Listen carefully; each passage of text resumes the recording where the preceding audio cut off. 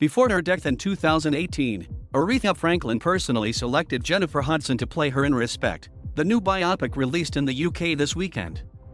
But even if the Queen of Soul hadn't left behind such a clear instruction, you get the impression producers might have picked Hudson anyway. Already an Oscar winner for her performance in the Supremes-inspired musical Dreamgirls, Hudson was a natural and fitting choice.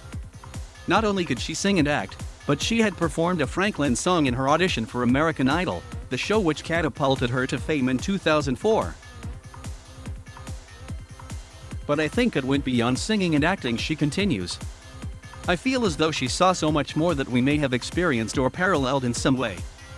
Hudson highlights their shared religious faith and personal struggles while in the public eye. Coming from such a vulnerable place, I needed to draw from my own experiences to be able to tell her story.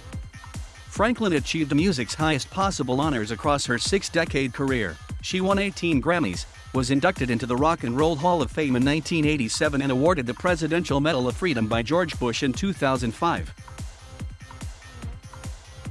She sold more than 75 million records worldwide, driven by chart hits such as Think, Respect, I Say a Little Prayer and You Make Me Feel Like a Natural Woman. There are certain musicians, and she's one of them, where I think you learned about her in the womb. Laughs director Liesl Tommy. Because there's no memory of not knowing her music, right? She has an evocative song for every single moment of your life, so the love just kind of deepens as you grow up and your sensibilities become more sophisticated. Her music is so timeless, agrees Hudson. And it's everywhere you turn. She's always been one of my favorites. Franklin and Hudson were in close contact in the early stages of the movie's production. We spoke right up until the point she passed, leading up to the film, preparing to play her, explains Hudson. Unfortunately, she wasn't here when we started to film, but we had many conversations, to the point where I miss hearing from her, because I would hear from her weekly. The pair's relationship grew closer after their initial conversation about the role, with Franklin offering Hudson advice about her life and career while also teaching her about her own. Tommy, who joined the project after Hudson's casting, notes, once I met Jennifer and realized how much humanity and sensitivity she had in addition to this incredible voice, I came to understand that Aretha Franklin really knew what she was doing with that casting choice. Early reviews of the movie have been mixed, although most critics have broadly praised the leading performance.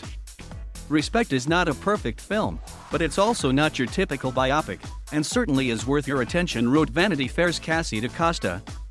It's more effective as a jukebox musical than a character piece, but the central performance and those amazing songs pull it all together, added the Rap's Elizabeth Weitzman. Hits a few high notes in a film beset by the usual biopic tropes and shortcuts, suggested indie writers Kate Bland.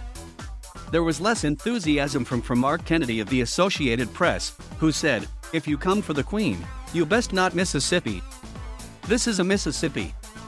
Hudson doesn't actually appear in the first movement of the movie, which focuses on Franklin's childhood.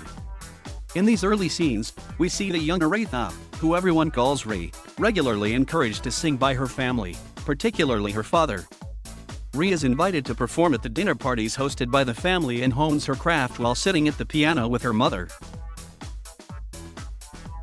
Fans of contemporary Randy B will particularly enjoy the scenes Hudson shares with Mary J. Blige, who plays Dinah Washington, the legendary soul and jazz vocalist who was a friend of Franklin's family.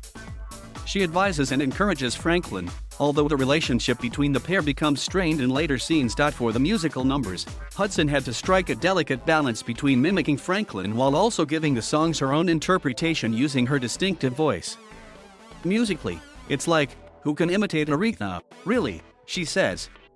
So it was about allowing her influence that she's had on me to come through, while using her nuances and inflections that are so familiar to us all throughout her classic records.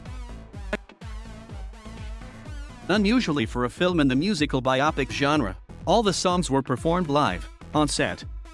The performances viewers see are not mimed to a studio recording that was made in advance and primed to perfection with editing. That, in turn, made the whole process more reflective of how music was recorded in the 1960s. They recorded differently back then, notes Hudson.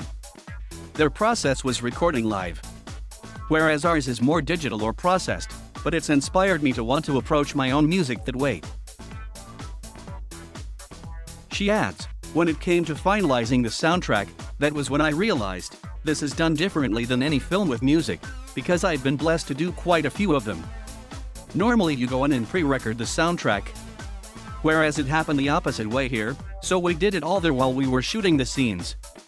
Then when it was transferred over to the record label to release the soundtrack, it was like, what is there left to do? Despite never having directed a feature film before, producers were confident that Tommy, a distinguished theater director, was the right person to bring Respect to fruition. I had a very clear idea about what it should be, she recalls.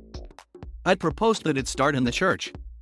And what I basically pitched was it should be a woman with the greatest voice in the world who is struggling to find her voice.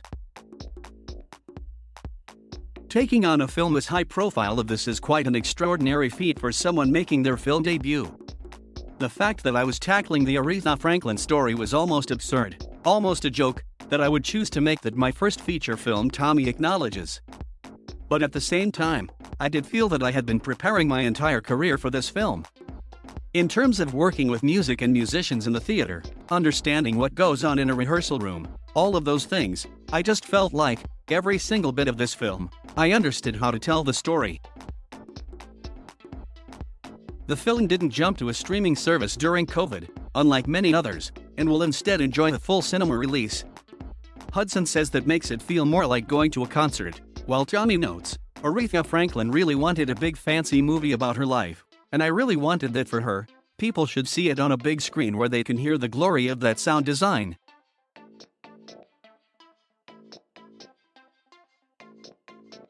Thank you for watching. Please subscribe.